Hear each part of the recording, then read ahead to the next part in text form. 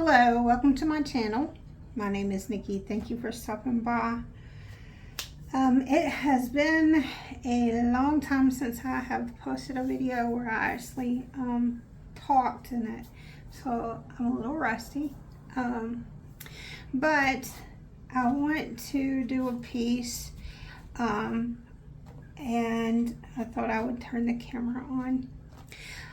Just a disclaimer up front, this is not my original technique. This is Renescae's technique of a sort, and so for that reason I'm not going to go into certain details on things because she does have a class on it, and I have paid for it and taken that class. It was very beneficial in learning this. So I am not going to provide any more information than what she provides in her YouTube videos, which are free. If you would like more specifics, you should look to her for those. But this is just for funsies. This is just, you know, getting the paint out and working on a canvas. I pulled out some colors. I don't know if I will use them all, but I'll show them to you. So when I'm working on this in this style, I do tend to prefer heavier bodies than what she does. I think it's just a preference. It turns out accomplishing a similar effect. It's just I found that my gestures and flow is better suited for a heavier body medium than what she uses. So for that reason I have pulled out some Liquitex, and I have one Amsterdam. This is from their standard series. This is greenish blue. And when I seen that in Michael's, I was like, oh, that's a really pretty blue. So I have, if you can see, it's not Prussian blue, but it's not a turquoise. It's I don't know, it's a good place in between. And then I have this Liquitex Basics in blue gray. I don't know if I've even used this color. Oh, it is being stubborn. No, I have used it. Okay, so let's see if you can see that. And this is really pretty color. And so because I had the blue gray, I pulled out the green gray, just because they were in a similar color family. I have light pink, so we have this one, and I think this is really complementary with these colors. And then these are kind of my wild cards. I'm not sure. This is a light blue violet, so it seems to be just a stronger hue, is that the word, than the blue gray. So I pulled that out. I have got the light olive green. So we got some greens for the leaves and whatnot, and then I pulled out the green deep permanent. So we have that. So there's various levels of light fastness, pigmentation, and that's really what you want in your color palette when doing this, because you are layering. So you want to start with your most transparent and then build up to the most opaque. I have learned. I also have some fluid acrylics over here to my left. I might reach into those if I want to add a metallic. I tend to prefer those. I also have got the Artist Loft, just the soft body acrylic. This is not the paint pouring one. This is just a soft body acrylic. And I have put it in here. I've added just a smidge of Floetrol and water, but nothing to really, it's not a fluid acrylic consistency. It's just slightly thinner, slightly. you probably could get away with not thinning it at all, to be honest. That's how little. All right. And I have to give you a disclosure. I have 2 puppy dogs in here. And sometimes when they hear me talk, they want to talk as well. So, yeah, just be aware. I have dogs. They may bark. I had a person get very upset with me one time because I had a dog bark in my video and I didn't give a disclosure. So, here's my disclosure. Also, the brushes that I'm using, I have 3 different sizes. They're well used, but it is from the brand Royal and Lane Nickel, and I have got the 3-inch. I believe this is a 2-inch, and then a 1-inch. These brushes are available at, I found them at Hobby Lobby in a 3-pack. They're not expensive. There are other brushes that you can use. Renesca uses a Liquitex freestyle brush. I have that brush. I don't enjoy using it. I prefer these. So basically a thin profile flat brush is what you're looking for. So I'm going to just grab this and I am going to dampen my canvas and just put a little bit of this. I do have a piece of acetate that I'm going to put my colors on. I like using the acetate that are in the packs of canvases. I'll cut those up and use them as palettes, so I don't have to worry about cleaning them and all that stuff. It saves me a step. So just what I prefer, but just any kind of, another good kind of little palette for this that I've found are the cutting boards. Let me see if I can find one.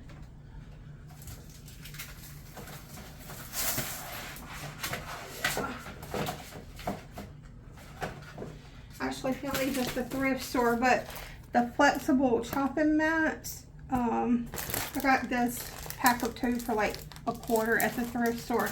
But those are really good and easy to clean. You just need like a scrubby brush and some Dawn and you can clean them up pretty good. So yeah, just something to put your paint on to function as a palette. And I also have, this is completely preference, not required, but this is a palette wetting spray from Liquitex. If I notice that my paint start drying out on my acrylic sheet, because sometimes you just have to stop and look at what you're doing and give it some thought. I like to use this to wet them and keep them moist. There's that word. We hate that word, don't we? Keep them moist so that they don't dry out. So I just keep that on hand. I may or may not use that. It's not a necessity for this technique. So I'm gonna go in, I think I want to go in and I'm gonna put some of this green gray on my palette, just a dab, and I'm actually going to wet it some water.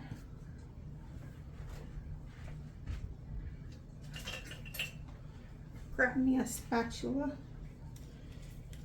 and we can, I don't like throwing down straight paint onto these canvases. It tends to leave darker spots where you put it, so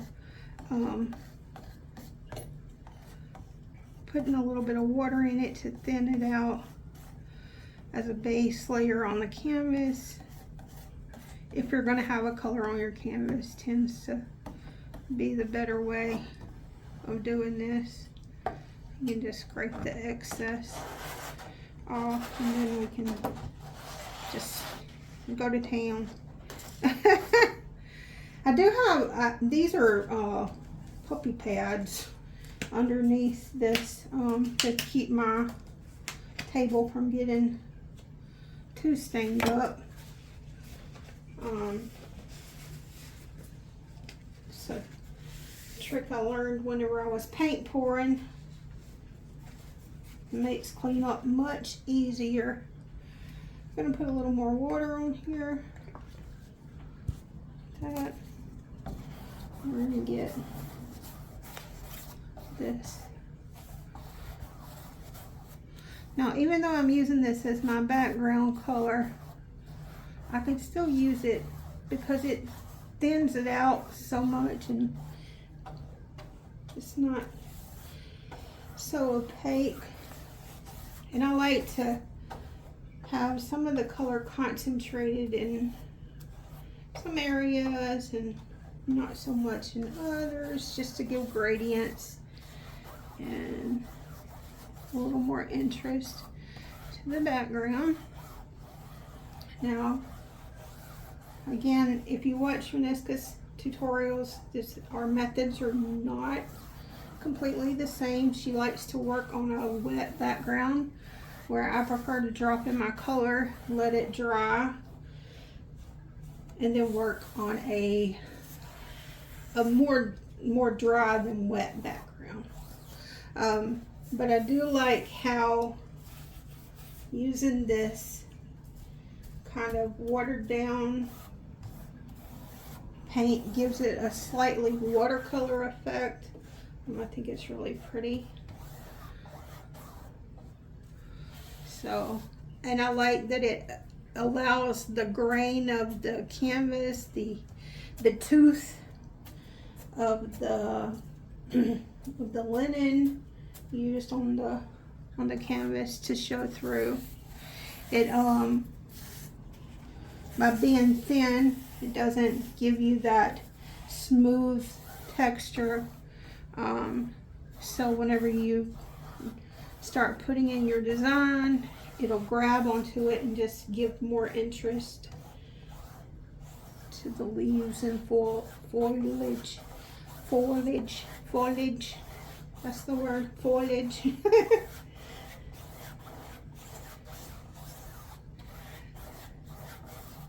So I'm gonna let this settle. This won't take but just a very few minutes to dry because it's so thin. I have the ceiling fan on, the AC is on, I'm sure you can hear it.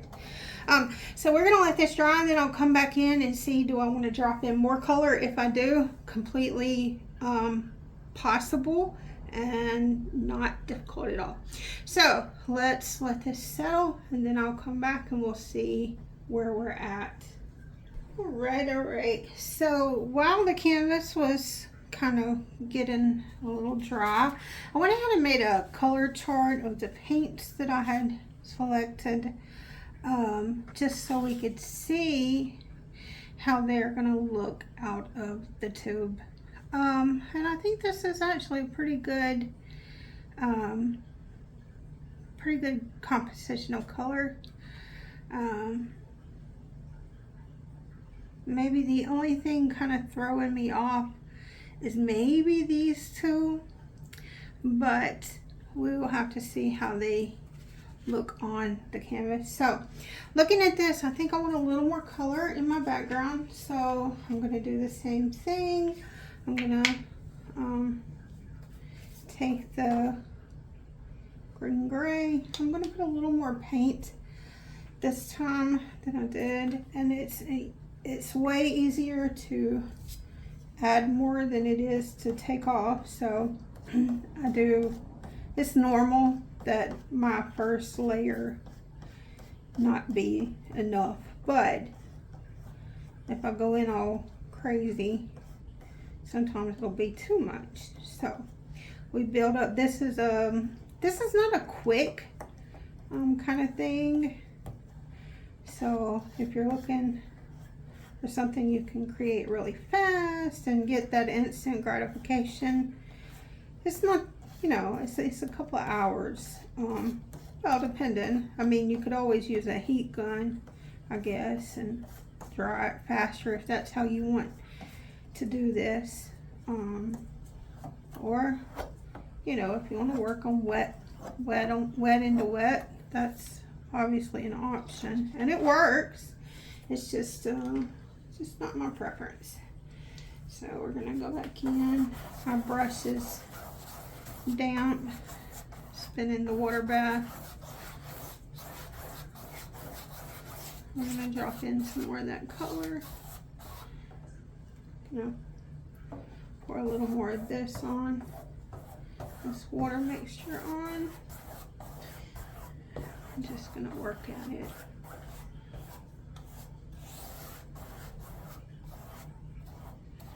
I have to be careful not to sling it around too much. My desk was in a different direction, and I moved it over here because it was closer to the light from the window, like natural light, and so I'm gonna be a little more mindful. Oh yeah, now we're cooking with fire. So you can see there's still some transparency, but there's obviously more color on the canvas. So that's what I'm looking for. And you can see it does very much have that watercolor effect that you can get when you're working with really thin acrylics.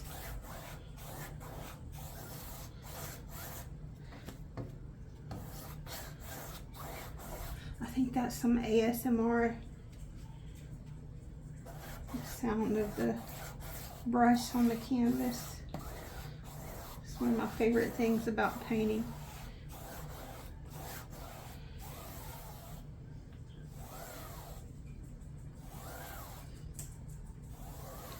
But if I pulled out the larger brush, this would go faster.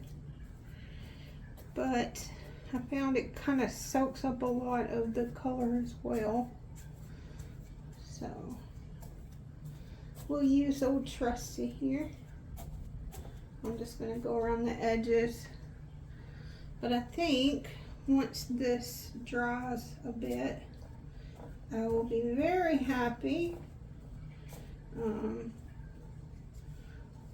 with what my background is looking like. I do prefer to work in these muted colors. Liquitex has a very nice range of muted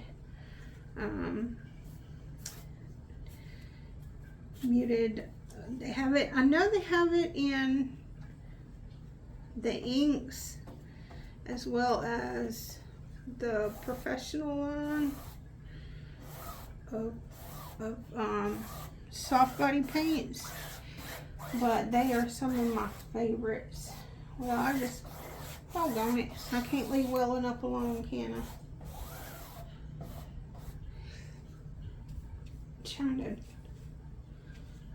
Trying to touch up these edges since I have some extra paint.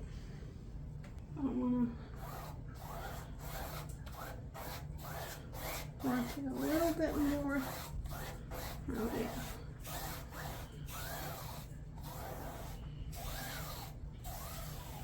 All right.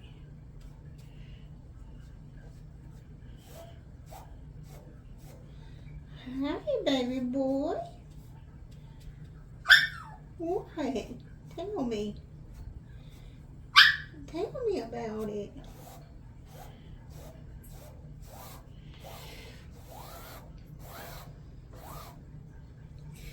All right. We're gonna let this dry. I have an additive in the water that will help with the leveling, and also when you go and drop in the leaves and stuff, it kind of mitigates those imperfections.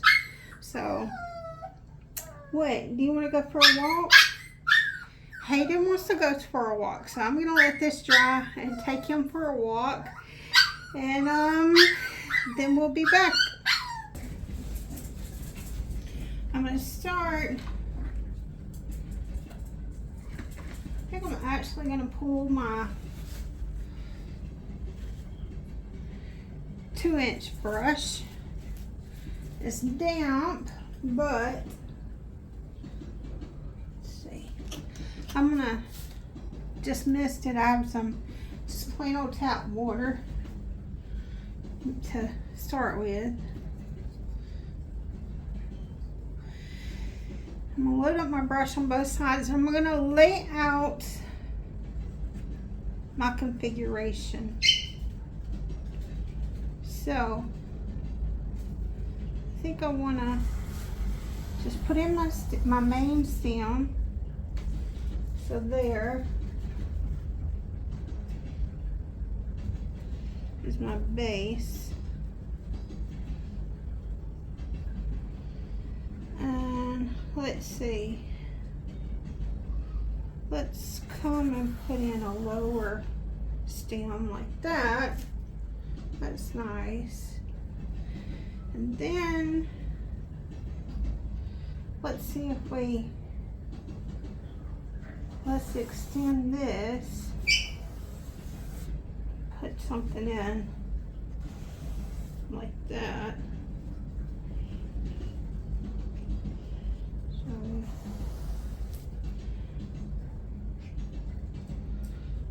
Okay, and I think we'll add in one more, kind of curved like that at the top. And if you can't see that, I apologize. There is limitations to the width of the camera lens. All right. Now, I like for the paint to be a little loose, more loose than the paint I use for the stem when I start putting in the leaves. And I'm starting from my least opaque, and I'm going to move up to my most opaque for the greens. So let's see. I'm going to put in, and it's okay if these are faint. We can go back over them.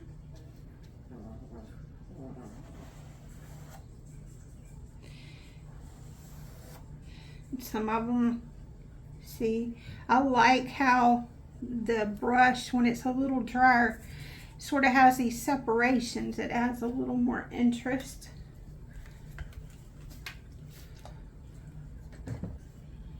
Mijo.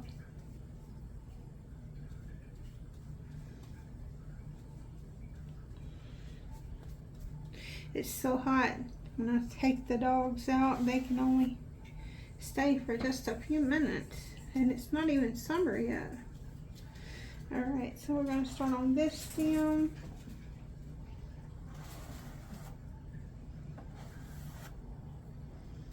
See where we're getting at.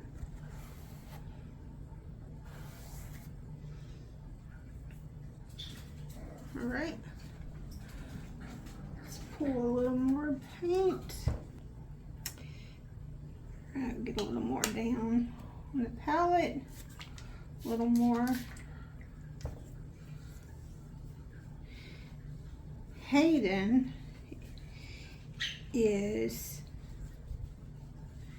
he will be 9 weeks in a few days. Now I want my leaves to go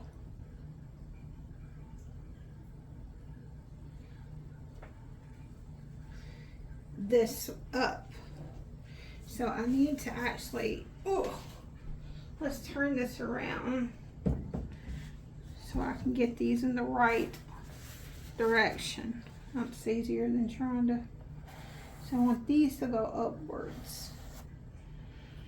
Anyway, Hayden will be 9 weeks in 3 days. And he has got all the puppy energy. Well, Harper will be 3 in August. And she does not have all the puppy energy. And so she gets a little gets a little aggravated with her brother. All right, I'm gonna flip it back around because I want to put the leaves in on this stem, and I want them to go upwards.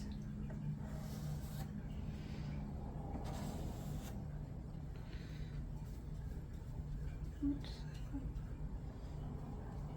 I think I want to go in a little more. Yeah, I like that a little better. All right, now these leaves are a base, and they're, I kind of think of these as like ghosts, little ghost leaves floating around. They function a lot to add depth. That's why when I do these pieces, I tend to use the base, the background color as part of the design as well. It adds some depth.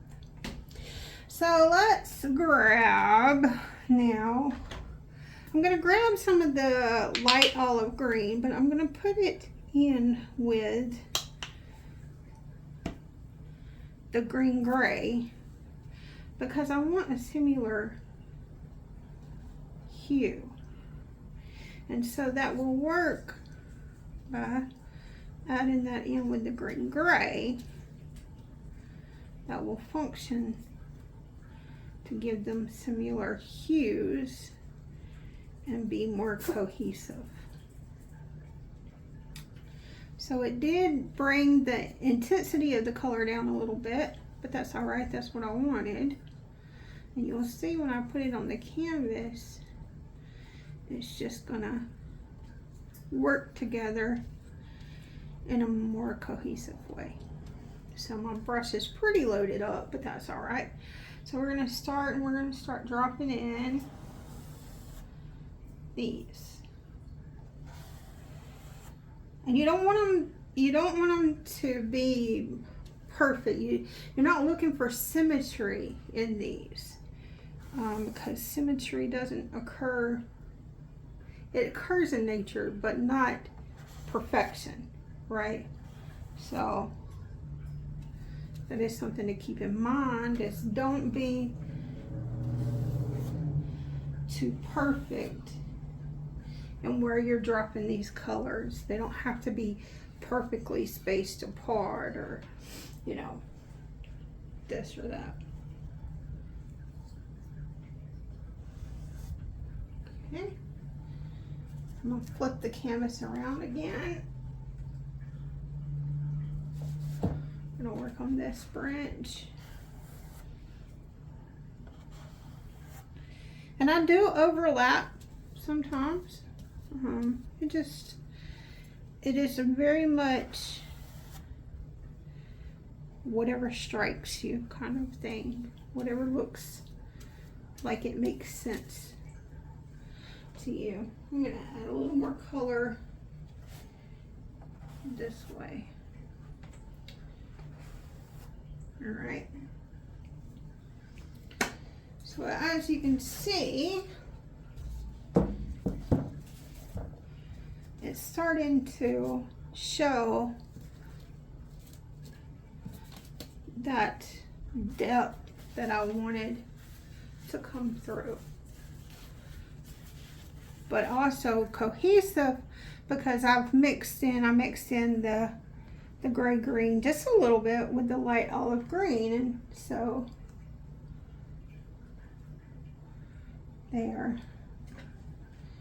pretty good, working pretty good together. Let's move this.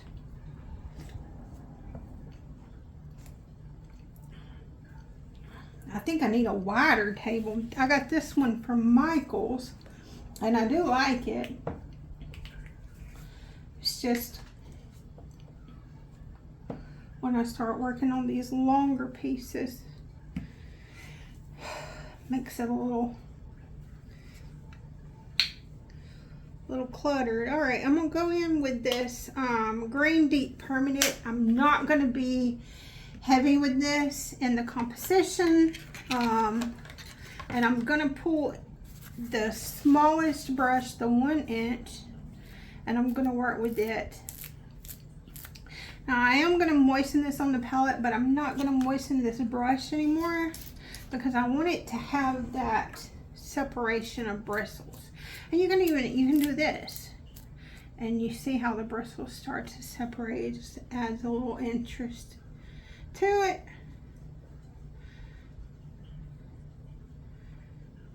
Now, it is possible to get the paint too thin and it kind of skips and makes a bit of a mess. So you have to find that balance between enough and not enough. So what I'm going to do with this is there's going to be fewer independent leaves in this color. They're going to function, it's going to have more of a incorporated with the other ones that are layered. So like you can see here, there's a leaf. I've put in a leaf here. I'm just going to go in and add that. So it's smaller, but it's like that. And that's when you switch up your brush sizes, you can get that kind of effect. So you start throwing in, and it starts to function more like a detail, less like a broad leaf. And I didn't clean off my palette. I had the previous color still on, and it does mix. And so we continue building with the colors, and it picks up some of the previous color, and it helps to keep the color palette cohesive, even though it's technically not. Move this paint crust water out the way so I can get in. And you don't have to fill every space. There can be negative space and it be utilized impactfully. Put a little one here.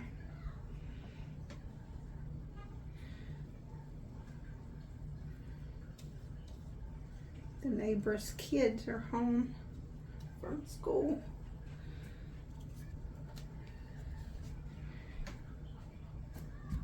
There's a little girl, the smallest one, but man, she keeps up with her brothers. It's kind of funny. They come play hide and seek, and they'll be outside my window, and there's a tree that's kind of hollowed out, and she'll get in that tree and they can't find her for nothing. And she's smart about it because she knows to get out of her tree before anybody sees her where she's at, so she can use it over and over. It's so funny, I laugh.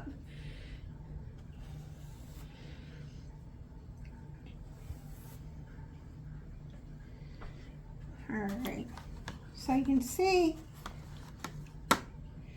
how I was a little more strategic in dropping that green in. So I do turn my canvas a good bit. That's just how I like to work.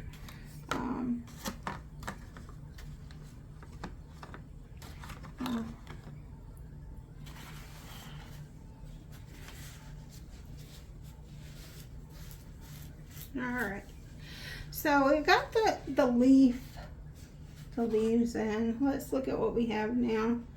So we've got this light pink, blue gray, light blue violet, and this greenish blue. I think what I want to do is I want to pull in the light pink. So we're going to do that.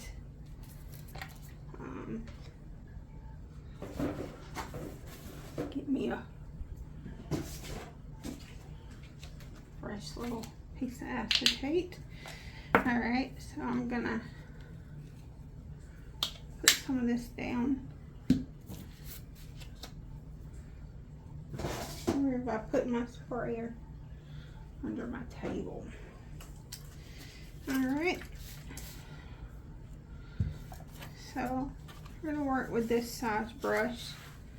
This 2-inch brush. We're gonna pick up some of this light pink.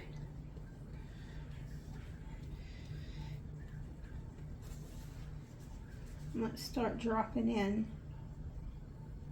Although I wanna, there, that's nice. Drop this in. I didn't put enough paint down. And you see the separation in the strokes because the brush I'm working with is not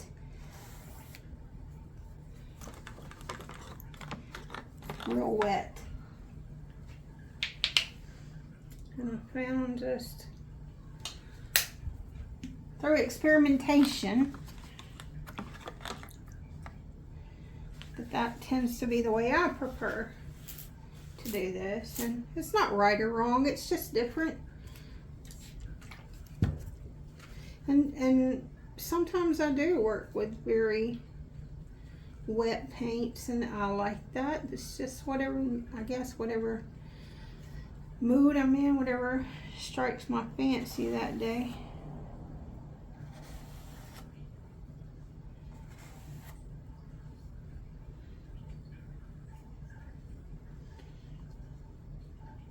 And sometimes my paints, I will put more water on them, some days less, and you get different effects. So it's really important to, you know, sit down and try different things and see what you prefer.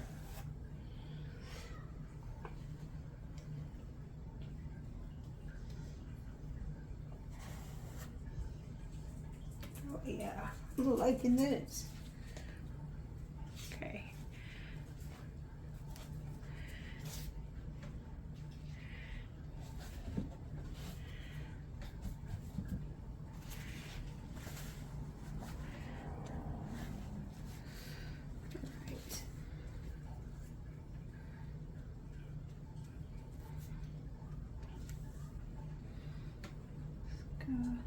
Drop this in here.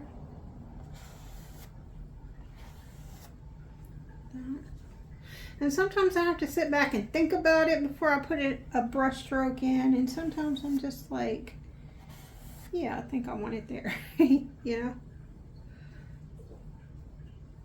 What do you say, baby boy? You want a mommy's feet? Okay. Hayden likes to sleep on my feet. I can't hold you right now, love. I'm so sorry. Mommy busy. I'm so sorry. I know. Tell me about it. Tell me about it. I know. Alright. Now, looking at this, I have to decide, do I want to put another layer of depth? Let me pick him up. Do I want to put another layer of depth in this? If I do, I can use the blue gray. That will add more, it will give me more of a shadow effect. Or do I want to kind of wrap this up, put in a standout color, and then work on my highlights? And that is where you have to find the balance, and it's not really something that can be taught that much. It's something you just got to learn as an artist. I think that I am happy with the depth and whatnot of this. So I'm gonna just not pull in those other colors, and that's fine. You know, I create a palette. You don't have to use the whole palette. So I'm gonna set those aside. now going to work with the greenish blue, and then we will work on highlights. I'm going to put down my greenish blue. I don't know why that is the hardest color for me to remember. But here we are. I'm trying to be careful and not get paint on my shirt, because this is actually a shirt I wear. Like, you know what I'm saying. You got your paint clothes and you got your wearing clothes. All right, because this color is so bold, I'm going to use the small brush, because if I use the bigger ones, I think I can easily get overpowered by this color, and we don't want that to happen. This step has cost me many paintings in learning this, because it you know, it's easy for these bolder colors to overwhelm a piece. So I'm gonna go in, I'm gonna work on this. Let's see, I kind of want here.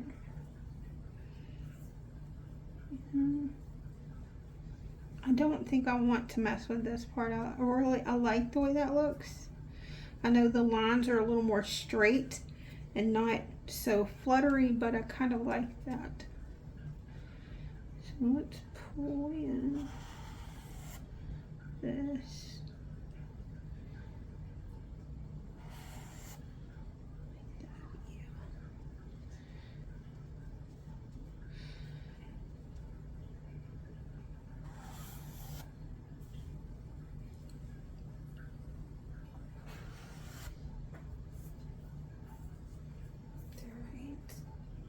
I like that. I think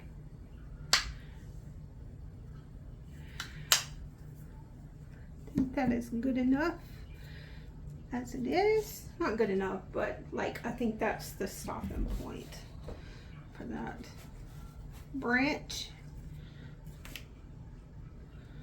Hayden went and got his little bed. Bless his heart.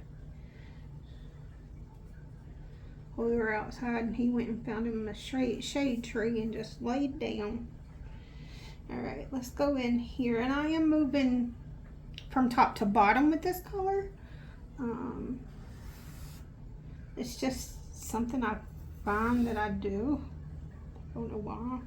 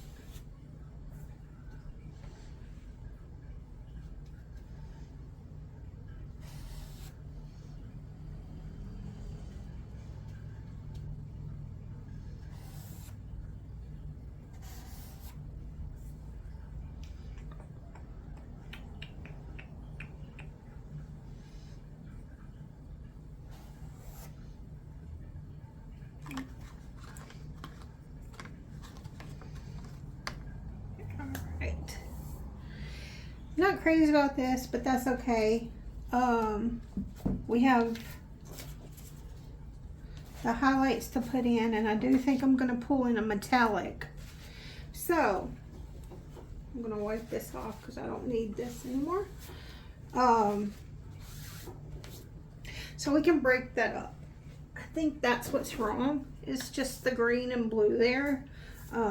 So I think when I pull in the highlights, it's going to help. All right, so let me get these paints out of the way since I'm done with them. I'm gonna let this dry a little bit before I start working with the highlights because I don't want the blue to mix in with the white.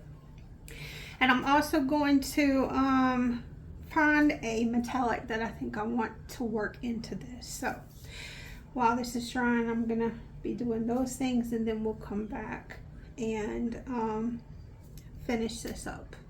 All right,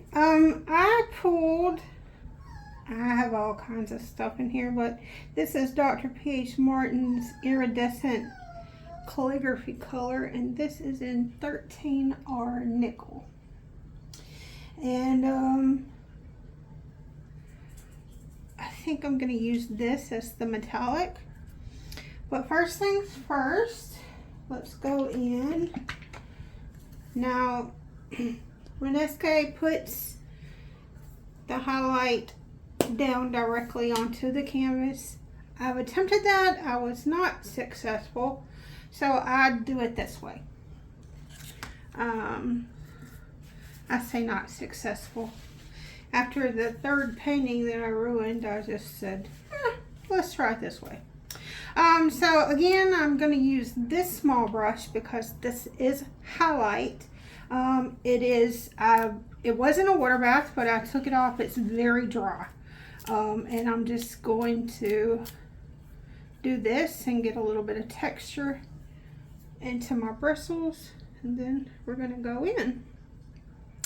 Now, another medium that I like to use for highlights is the golden fluid acrylic and titanium white.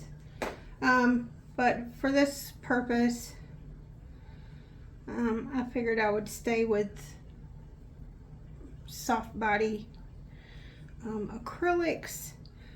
So that's what we're going to use. It functions the same. It really is. I think I'm just a bit of a medium snob because I like the fluid acrylics, but they are a little more pricey. So we're going to load up our brush. I like to load it up on both sides, but you can see not a lot, not high up in the bristles.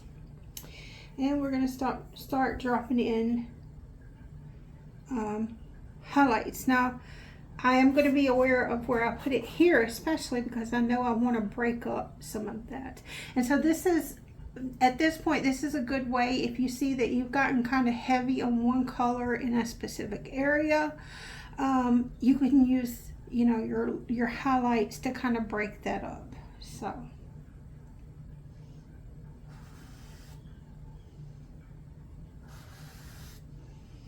And I think of all the steps, all the layering, this is the one that you should be most strategic with.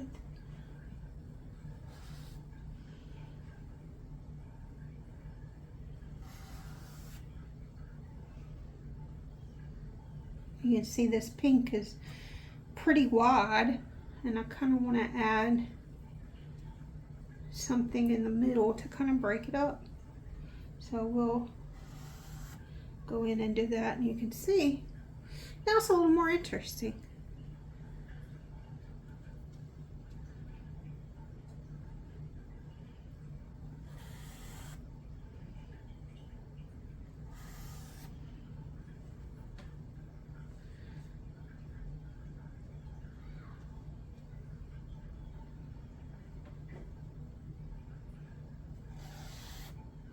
Now keep in mind, I'm still going to go in with a metallic. So you might say, Nick, why didn't you put it, you know, well, I still have one more color to go in with. So I need to consider that. Here's another really broad leaf. So let's just add a highlight. Now we got a little more interest. All right. Now, what we got to say about this now? Let's go up here. And here.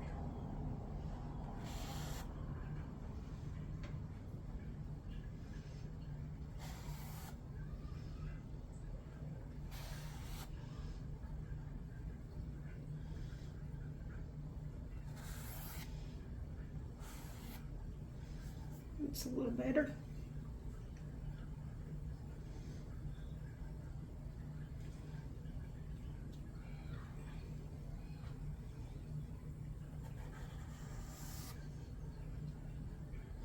And you can change the pressure that you put on the brush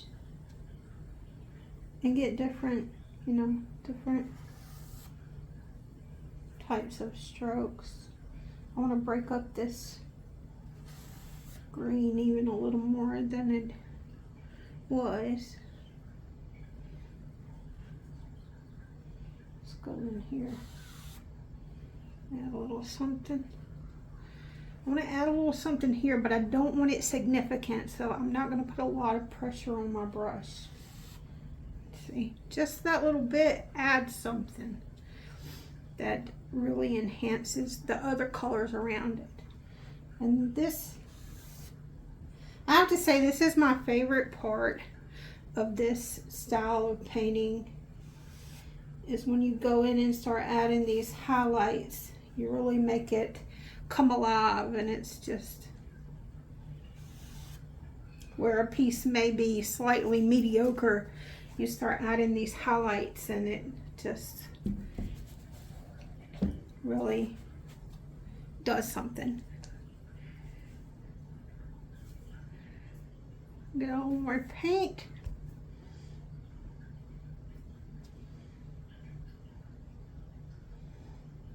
And we're going to work our way up.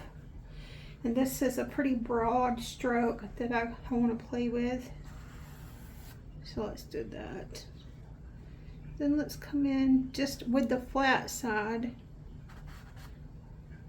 Pick up a little more paint. And see if we can just add a line. Just a, like that.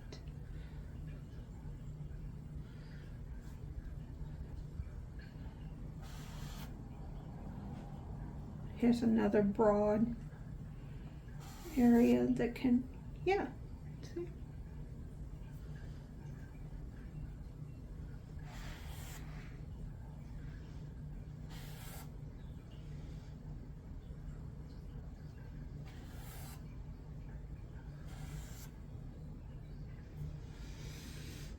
Part of me wants to go, but I know I need to stop at that point. I don't need to do that. So we're not going to. I will show restraint. Y'all so proud of me. All right, so I think we're good with our highlights.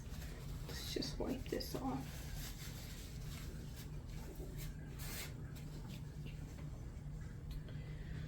And I'm gonna let this white, I got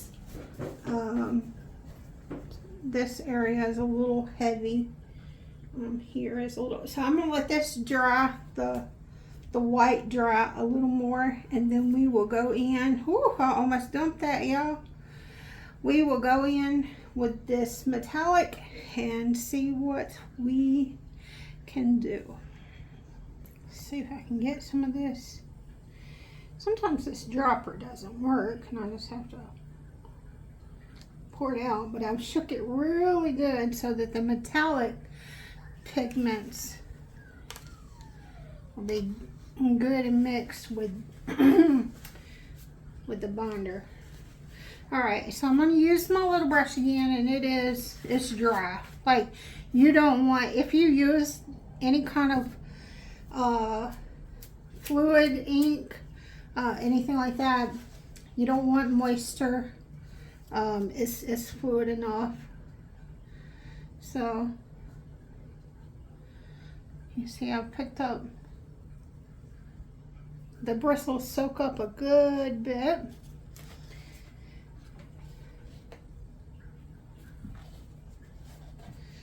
We're gonna start at the top of each section and work our way down. So like this here. Oh yeah, see, a multitude of sins are forgiven when you start adding in these little final touches. Now You can't even tell that I kind of had a little blunder there.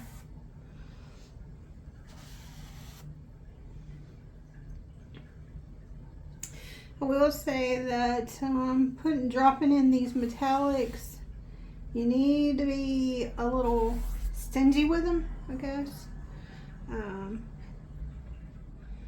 They can take over just as easily as a really pigmented dark color can.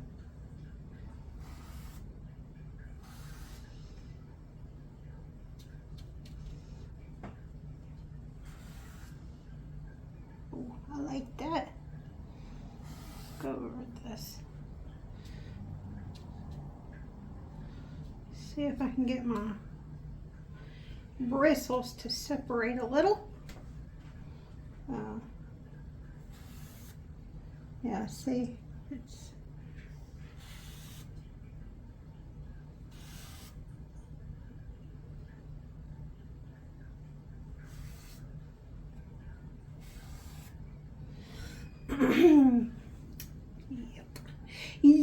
Yup. I'm so happy I chose this color.